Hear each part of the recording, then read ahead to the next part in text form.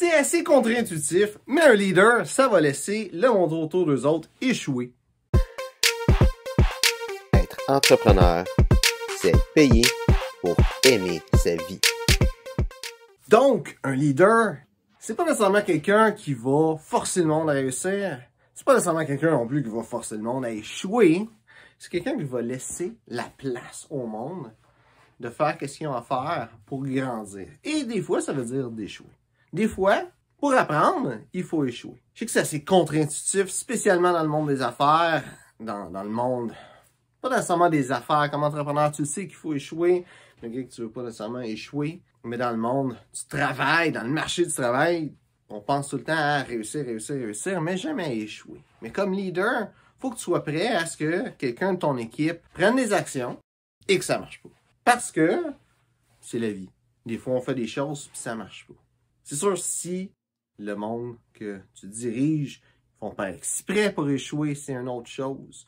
Mais c'est assez rare quelqu'un qui fait par exprès pour échouer. Généralement, ben, c'est un accident où il voulait vraiment réussir et ça n'a pas marché. Ton rôle comme leader, c'est de supporter ce monde-là. Quand ils ont échoué, de ne pas leur en vouloir, de ne pas les faire se sentir mal. Au contraire, de les aider à grandir au travers de ça. Parce qu'un échec, c'est une bonne chose. Un échec, c'est un apprentissage. Quelqu'un qui va échouer va savoir quoi pas faire la prochaine fois, déjà, de base, mais aussi peut apprendre d'autres leçons sur lui-même, sur la chose qu'il a faite en tant que telle. Puis ces leçons-là, ça va l'aider avec le futur à être encore meilleur. C'est un petit peu comme un enfant qui apprend à faire du vélo, ben il va se péter la gueule une couple de fois avant d'être capable de rouler droit avec son vélo.